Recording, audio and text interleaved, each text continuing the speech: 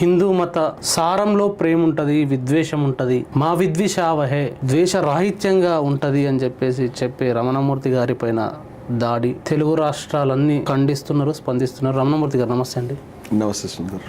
అసలు మీలాంటి వారిపైన ఎప్పుడూ ద్వేషానికి వ్యతిరేకంగా మాట్లాడే మీరు, ప్రేమను పంచే మీరు, మీలాంటి వారిపైన దాడి చేయడానికి వాడికి ఎట్లా చేతులు వచ్చినాయి? అసలు ఏం జరిగిందండి అక్కడ? మనం అనగా ఎంతో చాలా చిన్నవాళ్ళం, కానీ ఇంతకంటే చాలా మంది పెద్దవాళ్ళు మహానుభావుల మీద గాంధీ గారు ప్రపంచం అంతా ప్రేమించే వ్యక్తి, అటువంటి వ్యక్తి లేడనుకునే వ్యక్తినే ఒకడు వచ్చి కాల్చేసాడు. అందుచేత ఎప్పుడు కూడా ఇష్టపడనటువంటి వాళ్ళు మన మాటలను ఇష్టపడేవాళ్ళు ప్రతి వ్యక్తికి ఉంటారు. నాకు కూడా బహుశా కొంతమంది ఉన్నారు. అయితే నిన్న సాయంత్రం 5 గంటలకి బీఆర్కే న్యూస్లో నన్ను రమ్మని పిలిచారు. సబ్జెక్టు ఏమిటి అని నేను అడిగితే బీజేపీ అధ్యక్షులైనటువంటి నితిన్ నబీన్ గారి ఊరేగింపులో అది అందరం చూసాం. చాలా రోజుల నుంచి బాధపడుతున్నాను. నేను 1-2 ఛానల్స్లో మాట్లాడుతున్నప్పుడు కూడా ఈ మాట చెప్పాను. ఆంజనేయుడు వేషం వేసుకుని బీజేపీ జెండా పట్టుకుని అది కూడా చాలా దారుణమైనటువంటి పోస్టర్స్తో ఎగరటం అనేది, అది చూడడం అనేది ఎవరికైనా మనసు కలిసివేసేటువంటి విషయం. అది దాని గురించి చర్చ, దాని నేపథ్యంలో మిగతా అన్ని కూడా అసలు దీనికి ఏమిటి కారణం అనేది. అంటే సరే నేను వస్తాను, నేను వెళ్ళడం అనేది జరిగింది.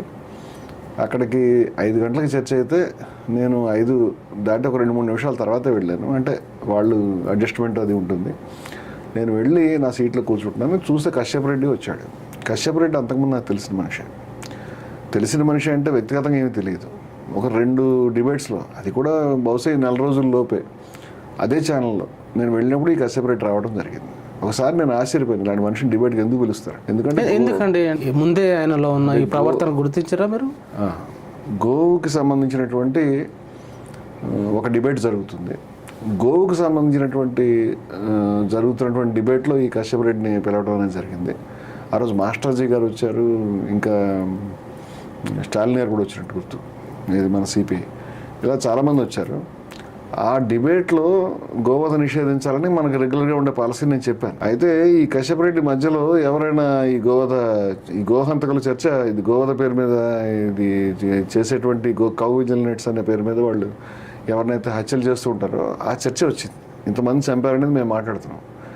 చంపేస్తాం, ఎవరైనా కానీ మేము చంపేస్తామని క్లియర్గా మా వైపు చూస్తూ ఇట్లా చేతులు చూపిస్తూ ముక్కలుగా నరికేస్తాం, ఎవరినైనా చంపేస్తాం అని మాట్లాడుతున్నారు. అంటే ఇలాగా గోవు పేరు మీద ఈ విధమైనటువంటి హత్యలు చేయటాన్ని ఒక దశలో మోడీ గారు కూడా ఖండించారు, ఒక దశలో మన భాగవత్ గారు కూడా ఖండించారు. ఆ విషయాన్ని నేను చెప్పాను వాళ్ళకి.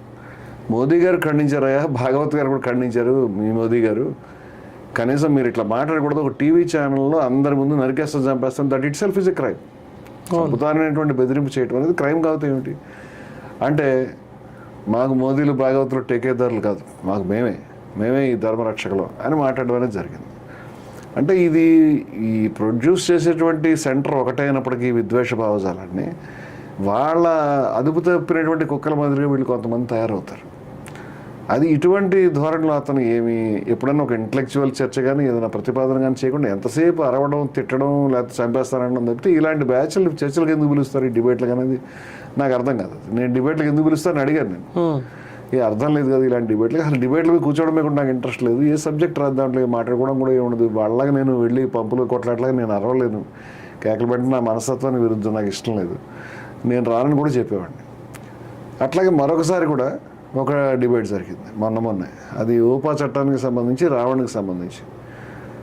అది కాదు, అంతకుముందు కూడా వేరే విషయం పైన నేను, విజయశంకర్ స్వామి గారు, ఇనాయత్ అల్ బాక్రీ గారు, మేము ఈ హిందుస్థానీ గౌరక్ష సమితి ఏర్పాటు చేసిన తర్వాత ఒక టీం కింద వాళ్ళ ఆహ్వానం మీద బీఆర్కే ఛానల్కి వెళ్ళాం. అక్కడ మాకు ఆపోజిట్ చర్చించడానికి ఈ పెద్ద మనిషిని కూర్చోబెట్టారు. ఆయన ఆన్లైన్లో ఉన్నాడు, ఫిజికల్గా రాలేదు. ఆ రోజు కూడా మేము మాట్లాడుతుంటే ఆయన ఇదే విధంగా వేళ్ళు చూపించి చంపేస్తాను, నరికేస్తాను అనే మాటలు ఆ రోజు కూడా వచ్చినాయి. మనిషి ఇలాగే మాట్లాడతాడు, మనిషి పద్ధతే అది. అయితే నిన్న నేను చర్చకి వెళ్ళినప్పుడు చర్చ ప్రారంభం ముందే ఒక ఇంట్రెస్టింగ్ ఎపిసోడ్ జరిగింది. నేను సీట్లో కూర్చుంటున్నాను, ఆయన కూడా సీట్లో కూర్చుంటున్నాడు. అప్పుడు అక్కడ సిబ్బందిలో ఒక అతను బొట్టు పెట్టుకున్న ఒక ఆయన వచ్చి, అన్న మేము 15 ఏళ్ల క్రితమే 20 ఏళ్ల క్రితమే చందాలు ఇచ్చామన్న రామజన్మభూమికి, నేను ఇచ్చా అన్న, డబ్బులు లూటి అయితే బాధ ఉండదు అన్న అని అనడం అనేది నేను విన్నాను. ఇతను దానికి ఏం చెప్తున్నాడో నేను ఆ సర్దుకోవడం మైక్ పెట్టుకోవడం ఆ గొడవలో ఉన్నాను. తర్వాత ఇతను ఎవరైనా కానీ నరికేస్తాం చంపేస్తాం అంటే అట్లా మాట్లాడకూడదన్నా, ఇది ఛానల్ అన్నా అని కూడా ఆయన అంటున్నాడు. అంటే లేదు హిందూ రాష్ట్రం వచ్చేదాకా ఎవరినైనా కానీ నరుకుడే చంపుడే అన్నాడు. ఇది ఆయన ధోరణి. అది అయితే అది చెప్తున్నది బహుశా నాకేనా అని, నాకంటే పక్కనే ఉన్నాం కదా, నన్నే బెదిరిస్తున్నాడేమో నాకు అనిపించింది. ముందే అనిపించింది ఈ దాడి జరగకుండా ముందు ఆ బెదిరింపులు ఆ తిట్లు అవన్నీ మిమ్మల్ని ఉద్దేశించి అంటున్నారని మీకు అర్థమైంది. కానీ ఇదంతా కూడా నిజంగా దాడి బయట ఛానల్లో లైవ్ నడుస్తున్నప్పుడు, అది కూడా శాటిలైట్ టీవీ రికార్డింగ్ కూడా కాదు, డైరెక్ట్గా జనం చూస్తున్నారు.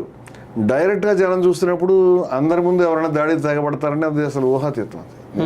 కళ్ళ కూడా అలాంటి జరుగుతుందని ఊహించలేదు. ఏమైనా జనం చూస్తున్నారు, ఇది నడుస్తుంది లైవ్ నడుస్తుంది అని అంటే ఆగుతారు కదా. అని చేత నన్నేదో బెదరగొట్టడానికి ఏదో పిచ్చి మాటలు మాట్లాడుతున్నాడు అన్నట్టుగా నేను తీసుకున్నాను. అది నేను దాన్ని సీరియస్గా నిజంగా చెప్పాలంటే సీరియస్ తీసుకోలేదు. పర్వర్షన్ ఆ స్థాయికి వెళ్ళిందని అనుకున్నాను, అంతకంటే ఏం లేదు. మనిషి నేచర్ అయితే అదే. చర్చలకు అనర్హుడు వాస్తవం చెప్పాలంటే. తర్వాత చర్చ ప్రారంభమైనప్పుడు అంటే అతను చర్చ ప్రారంభం అనేది చర్చ జరగలేదు. అసలు చర్చ జరగలేదా? చర్చ జరగలేదు, చర్చ ప్రారంభమే. చర్చ ప్రారంభంలోనే మొట్టమొదట నేను ఆ వరుసలో నేను ముందు కూర్చున్నాను. యాంకర్ గారు నన్ను చెప్పండి రమణమూర్తి గారు, ఈ విషయం మీద మీ అభిప్రాయం చెప్పండి అన్నాడు. నేను 2 లేదా 3 నిమిషాలు చెప్పాను అభిప్రాయం.